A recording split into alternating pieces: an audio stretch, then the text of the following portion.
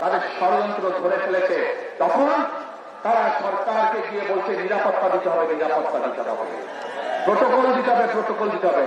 আজ এইখানে এই মঞ্চে দাঁড়িয়ে আমি সরকারকে অনুরোধ করব, এই অন্তর্বর্তীকালীন সরকারকে অনুরোধ করব, অন্তর্বর্তীকালীন সরকারের যারা প্রধান আছেন ডক্টর মিশ্র সকলকে অনুরোধ করব, তাদেরকে যে প্রোটোকল দিয়েছেন, আমাদেরকে যেই নিরাপত্তা দিয়েছেন, আমরা আপনাদের অনুরোধ জানাচ্ছি সরকারকে বিএনপির পক্ষ থেকে, লাখো জনতার পক্ষ থেকে তাদের প্রোটোকল দরকারের 3 ডবল করে দেন,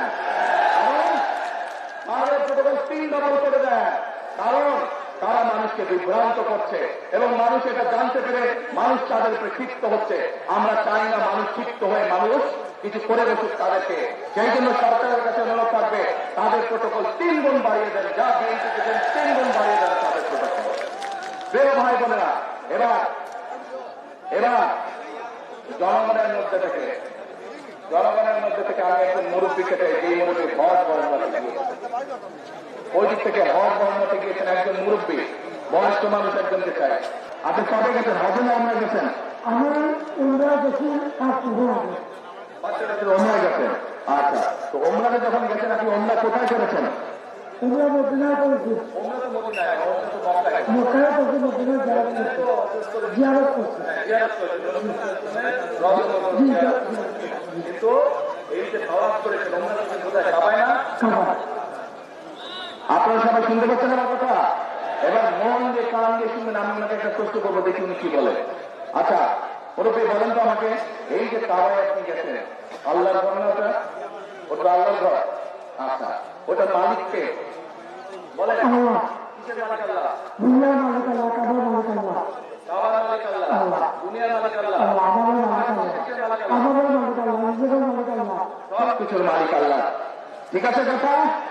কথা ঠিক আছে? তার মানে এই দুনিয়া, এই যে সূর্য, এই যে চাঁদ উঠবে একটু পরে, চাঁদ সূর্য পৃথিবী যাই দেখি আমরা, সকল কিছুর মালিক কে? আল্লাহ রাব্বুল আলামিন হচ্ছে সকল কিছুর মালিক। আমরা কি দেখছি? আমরা দেখছি ওই যে একটা রাজনৈতিক দলের কথা বলেছি, যাদের ভূমিকা আমরা 50 বছর আগে দেখেছি। আমরা দেখছি এদের কিছু কিছু সদস্য আমাদের নিরীহ মা বোনদের বাসায় গিয়ে গিয়ে মা বোনদের কাছে গিয়ে কিসের টিকিট বিক্রি করছে? টিকিট বিক্রি করতে জানেন তো? এক মিনিট। আচ্ছা মুরব্বী বলেন তো, এই বেহেশত বা দোজখের মালিককে? আল্লাহ। মুরব্বী বলেছে বেহেশত দোজখের মালিক আল্লাহ তাআলা। আপনারা একমত? তারা একমত? এদের সাথে হাত তুলেন যারা একমত এদের সাথে।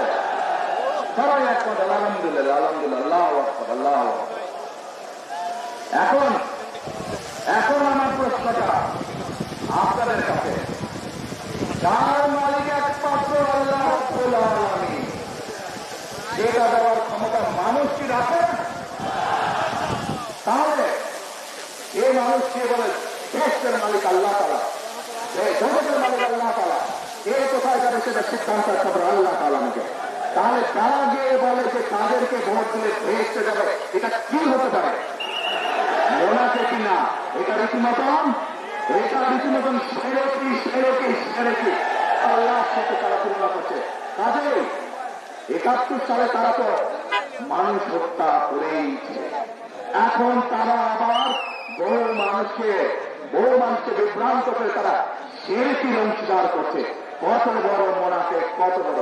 তাহলে চিন্তা করেন, যারা এই ভোটের আগে আপনাদের আমাদের বাংলাদেশের মানুষের ধর্মীয় অনুভূতি আঘাত করে মানুষকে ঠকাচ্ছে, এরা যদি কোনোভাবে আল্লাহ মাফ করুক, আল্লাহ না করুক, কোনোভাবে যদি ক্ষমতায় যেতে পারে, এরা কিভাবে মানুষকে ঠকাতে চিন্তা করে? এক মিনিট, কথা যুক্তি আছে কি ভাই? যুক্তি আছে? ব্যাপার যুক্তি আছে? এই শিরিকিয়ালাদেরকে যারা শিরিকি করে এদেরকে বর্জন করতে হবে, মানুষকে সচেতন করতে হবে। আর আরেকটি কথা বলে বক্তব্য শেষ করব। আমি কি বলেছি আপনাদেরকে? আমরা এই দেশের বেকার যারা